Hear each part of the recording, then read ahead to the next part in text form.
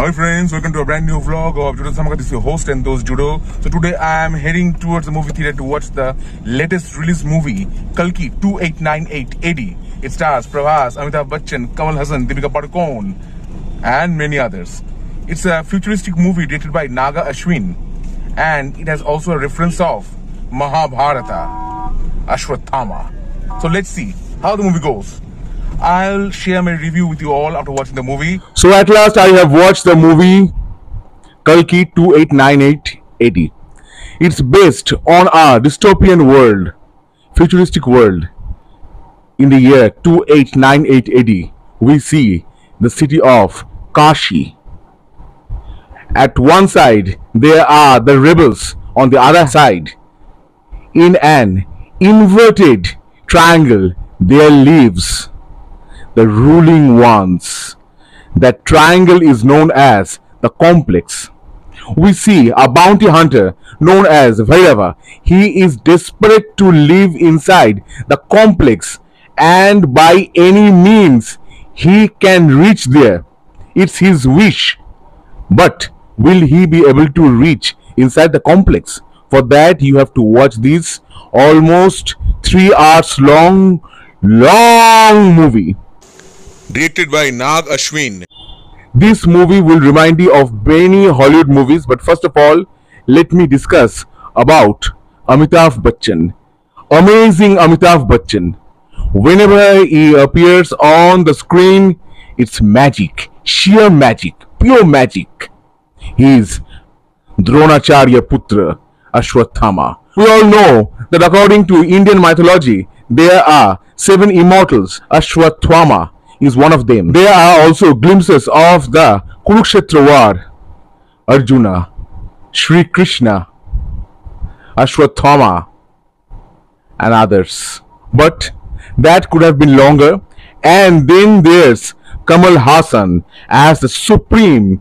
He lives inside the complex and for his rejuvenation he needs the serum of expecting women. Also on the other hand, there's a strange stone. If you take that stone near an expecting lady and if that stone glows, then you will be able to know that he is coming.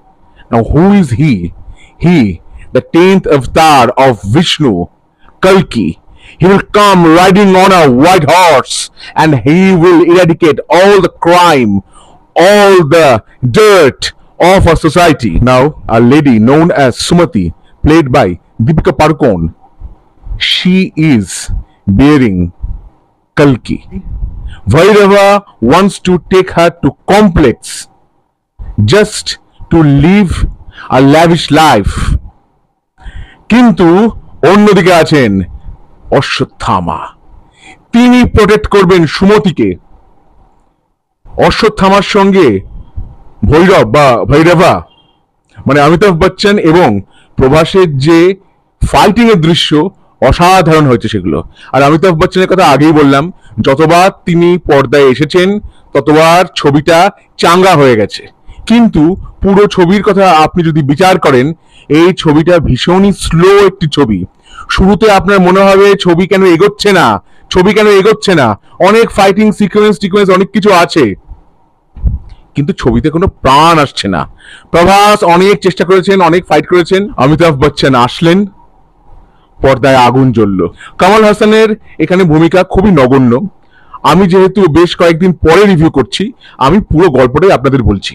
এরপরে কি হলো, কামাল হাসানের তো সেই serum চাই যাতে তিনি আবার শরীরটা লাভ করেন। এইটা দেখে আবার মনে পড়বে আপনার রাস আল ঘল, ব্যাটম্যানের সেই ভিলেন। আপনি যদি ব্যাটম্যানের কমিক্স পড়ে থাকেন বা অ্যানিমেটেড সিরিজ দেখে থাকেন তাহলে আপনি বুঝতে পারবেন ব্যাপারটা। ব্যাটম্যানের ছবিতে এই ব্যাপারটা নেই। মার্ভেল কমিক্সের Guardians of the Galaxy, Iron Man ইত্যাদি ইত্যাদি অনেক কিছু আপনার মনে পড়বে। ট্রন মনে পড়বে, ডিজনি ট্রন, ডিউন মনে পড়বে, এলিসিয়াম মনে পড়বে, ম্যাডম্যাক্স সিরিজ মনে পড়বে জাজ ড্রেড, এই কমিক বুক চরিত্র অবলম্বনে তৈরি যে ছবি সিলভেস্টার স্ট্যালোন অভিনয় করেছিলেন প্রথম ছবিটিতে, সেটার কথাও মনে পড়বে। এরকম আরো অনেক ছবি আছে, অনেক কিছু ছবি দৃশ্যাবলী মনে পড়বে। স্টার ওয়ার্স মনে পড়বে, মাস্টার্স অফ দ্য ইউনিভার্স মানে হিম্যানের কমিক্স অবলম্বনে তৈরি যে ছবিটি, সেই ছবিটার কথাও মনে পড়বে। শাশ্বত চট্টোপাধ্যায় অভিনয় করেছেন কমান্ডার মানস বা মানসের ভূমিকায়। কমপ্লেক্সে তিনি থাকেন, তিনি শত্রুপক্ষের একজন গুরুত্বপূর্ণ চরিত্র।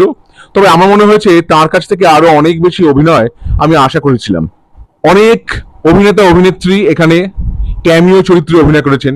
মৃণাল ঠাকুর, এস রাজামৌলি, বিখ্যাত ডিরেক্টর, বাহুবলী ডিরেক্টর, তিনি অভিনয় করেছেন। রাম গোপাল বর্মা, তিনিও একটি ছোট্ট দৃশ্যে অভিনয় করেছেন। তার অভিনয়টা কিন্তু খুব ভালো হয়েছে, তিনি আরো বেশি করে অভিনয় করলে ভালো হবে। কুরুক্ষেত্র যুদ্ধ যখন দেখানো হচ্ছে, বিজয় দেবরাকোন্ডা, তাকে আমরা দেখতে পাচ্ছি অর্জুনের ভূমিকায়। এই যে মহাভারতের দৃশ্য, এটাকে আরো বেশি করে দেখানো যেত। ব্যাপারটা হচ্ছে হলিউডের ছবি, সায়েন্স ফিকশন এবং তার সঙ্গে একটুখানি মহাভারত, এইগুলোকে মিক্সচার করে একটি ছবি তৈরির চেষ্টা করেছেন নাগ অশ্বিন। কিন্তু সেই ছবিতে প্রাণ কতটা আছে? এই ছবির প্রাণ হলেন অমিতাভ বচ্চন। অশ্বত্থামা, এরকম নানা কিংবদন্তি ছড়িয়ে আছে যে অশ্বত্থামাকে সাম্প্রতিককালেও অনেকে দেখেছেন। দ্রোণগিরি যে পর্বত আছে, এমনও শোনা গেছে সেইখানে তাকে দেখা গেছে। তার দর্শন পেয়েছিলেন স্বয়ং যোগীরাজ শ্যামাচরণ লাহিড়ী। সেই নিয়ে না হয় বিস্তারিত ভাবে অন্যদিন আলোচনা করা যাবে। এবং এই নিয়ে কিন্তু কাহিনীও লেখা হয়েছে যে একজন ব্যক্তি অশ্বত্থামা দর্শন পেয়েছেন, এরকম কাহিনীও লেখা হয়েছে বা এরকম কাহিনী শোনাও যায়। এইখানে আমরা দেখতে পাচ্ছি সেই যে পাথরের কথা বললাম, যে পাথর কোনো সন্তান সম্ভবা নারীর কাছে নিয়ে গেলে যদি জ্বলে ওঠে, তাহলে বুঝতে হবে যে কল্কি অবতার আসছেন এবারে। সেই পাথরটা কমপ্লেক্সের সৈন্যবাহিনীর সঙ্গে রেবেলদের যুদ্ধে হঠাৎ করে পড়ে যায়, কুলে পায় একটি বালক। সেই বালক কমপ্লেক্সে সেনাবাহিনীর কাছ থেকে পালাতে গিয়ে একটি সুড়ঙ্গে পড়ে যায় এবং উপস্থিত হয় এমন এক রহস্যময় জায়গায়, যেখানে আমরা দেখতে পাচ্ছি একটি শিবলিঙ্গ, ওপর থেকে আলো আসছে, জল পড়ছে, টুপ টুপ করে জল পড়ছে, এবং সেখানে বাস করে এক রহস্যময় ব্যক্তি, কাপড় দিয়ে মোড়া, যার প্রায় পুরো মুখ ঢাকা, দীর্ঘদেহী এক ব্যক্তি। তিনি আর কেউ নন, তিনি অশ্বত্থামা, যে ভূমিকা অভিনয় করেছেন অমিতাভ বচ্চন। এবং সেই মণিটি কি? সেই মণি হচ্ছে অশ্বত্থামার কপালের সেই মণি। আপনারা জানেন কুরুক্ষেত্রের যুদ্ধ শেষ হয়ে যাওয়ার পরও অশ্বত্থামা ব্রহ্মাস্ত্র ছুঁড়েছিলেন উত্তরা, তখন তিনি সন্তান সম্ভবা। উত্তরার সেই সন্তানকে ধ্বংস করবার জন্য উত্তরার শরীরে আঘাত করেছিলেন অশ্বত্থামা, সেটিকে আটকেছিলেন, সেটিকে ফেরত পাঠিয়েছিলেন কৃষ্ণ। সেই সন্তানকে তিনি পুনর্জীবন দান করেছিলেন পরীক্ষিত ভাবে। সেই সন্তানের জন্ম বলে তার নাম হয়েছিল পরীক্ষিত, রাজা পরীক্ষিত। এবং শ্রীকৃষ্ণ অশ্বত্থামাকে অভিশাপ দিয়েছিলেন, ময়লাও তোমাকে ছুঁলে ময়লা হয়ে যাবে, তোমাকে আমি অভিশাপ দিলাম, তুমি অমর হয়ে থাকবে, অমরত্বের যে কি জ্বালা তা তুমি বুঝবে। সেই জ্বালা বুঝছেন অশ্বত্থামা। সেই মণি তাঁরই মণি, এবং সেই মণিটিকে খুলে দিতে বলেছিলেন, কপালে লাগানো ছিল সেই মণি। কারণ অশ্বত্থামা হলেন শিবের অংশ, দ্রোণাচার্য এবং কৃপির সন্তান। কৃপি মানে কৃপাচার্যর যিনি বোন। কৃপাচার্য কিন্তু 7 জন চিরঞ্জীবের একজন চিরঞ্জীব। সেই মণি তিনি খুলে দিয়েছিলেন। সেই মণি অশ্বত্থামা এই ছবিতে আবার ফেরত পেলেন, এবং ফেরত পাওয়ার সাথে সাথে তার শরীরেও কিন্তু একটা পরিবর্তন দেখা গেল। সেই মণি তিনি বললেন যে এই তো আমার সেই শিবমণি বা শিবমণি, কপালে তিনি লাগিয়ে নিলেন সেটা। এরপরে নানা রকম ফাইটের দৃশ্য আছে, প্রভাস নিয়ে যেতে চাইছে, কিন্তু অশ্বত্থামা রূপী অমিতাভ বচ্চন তাকে আটকাচ্ছেন। আর অমিতাভ বচ্চনের যা ব্যক্তিত্ব, তিনি মহানায়ক, পর্দায় আসছেন, আর যে কথা আগেও বললাম, আগুন জ্বলে যাচ্ছে। কি উপস্থিতি, কি অভিনয়! তার উপস্থিতি আলাদা পরিস্থিতি তৈরি করে যেখানে আর কেউ থাকতে পারে না। যখন তিনি দীপিকা পাড়ুকোনকে বললেন মা, মা বলে ডাকলেন, বা যখন হাতটা পেতে দিলেন এবং সেই হাতের উপরে দীপিকা পাড়ুকোন পা দিয়ে নামলেন, কারণ তিনি জানেন যে কল্কিকে জন্ম দেবেন সুমতি। তবে এই কাহিনীটা আরো অনেক জমজমাট হতে পারতো। ভারতীয় পুরাণ যদি আপনি ভালো করে পড়েন, এত তাতে ইনগ্রেডিয়েন্টস আছে, সেই দিয়ে যে কত লক্ষ ছবি, কত লক্ষ বই লেখা হতে পারে, এটা কিছু হলোই না।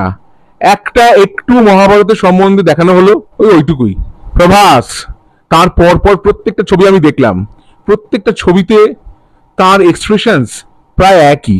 তিনি একজন সুদর্শন নায়ক, লম্বা চওড়া সুদর্শন চেহারা, কিন্তু এক্সপ্রেশন প্রায় এক। এখানে দেখানো হয়েছে এই যে ভৈরব, ইনি ছিলেন কর্ণ, কর্ণ আবার জন্মেছেন। এবার সেই যে দৃশ্য, কর্ণর যে ধনুক নিয়ে প্রভাসকে দেখানো হচ্ছে, সেটা দেখে আপনার পুরো মনে হবে আপনি বাহুবলী দেখছেন, সেই এক এক্সপ্রেশন।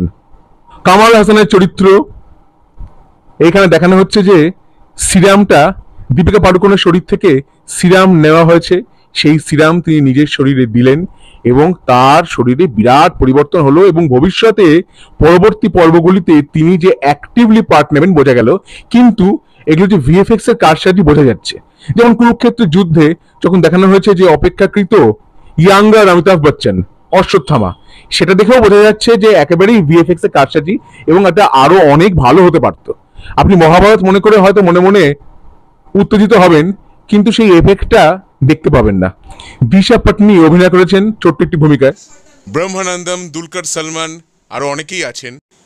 ছবিটা হয়তো অনেক লার্জ স্কেলে ভেবেছেন নাগ অশ্বিন, কিন্তু এক্সিকিউশন আরো অনেক ভালো হতে পারত। এবং একটা 3 ঘন্টার ছবি, এইটাকে ভাগ করেই তো 2খানা ছবি হতে পারতো। এবং শেষটা হলো দীপিকা পাডুকোনকে নিয়ে চলে গেলেন প্রভাস এবং অমিতাভ বচ্চন অনেক চেষ্টা করলেন কিন্তু থামাতে পারলেন না। তারপরে পোস্ট ক্রেডিট সিন, যেটা কথা আগে বললাম, যে রিজুভিনেটেড হয়ে গেলেন কামাল হাসান, মানে সুপ্রিমের পক্ষের একজন কমান্ডার মানসের ভূমিকায় অভিনয় করেছেন শাশ্বত চট্টোপাধ্যায়। তবে তার কাছ থেকেও অনেক বেশি আশা ছিল। এইবারে এই ছবির বক্স অফিস কালেকশন নিয়ে একটু কথাবার্তা বলা যাক। 6 দিনে গোটা ভারতে এই ছবি আয় করেছে 371 কোটি। এই ছবির সুরকার হলেন প্রশান্ত নারায়ণন। সেই সুর শুনে কখনো কখনো আপনার মনে পড়বে ব্ল্যাক প্যান্থারের কথা কিংবা মার্ভেল ইউনিভার্সের অন্যান্য ছবির কথাও। তাহলে কালকি 2898 দেখে আমার কেমন লাগলো, আমার অভিজ্ঞতা আপনাদের সঙ্গে আমি ভাগ করে নিলাম। কিন্তু But do like, share, subscribe my channel and also like and follow my Facebook page Judos Dhamaka.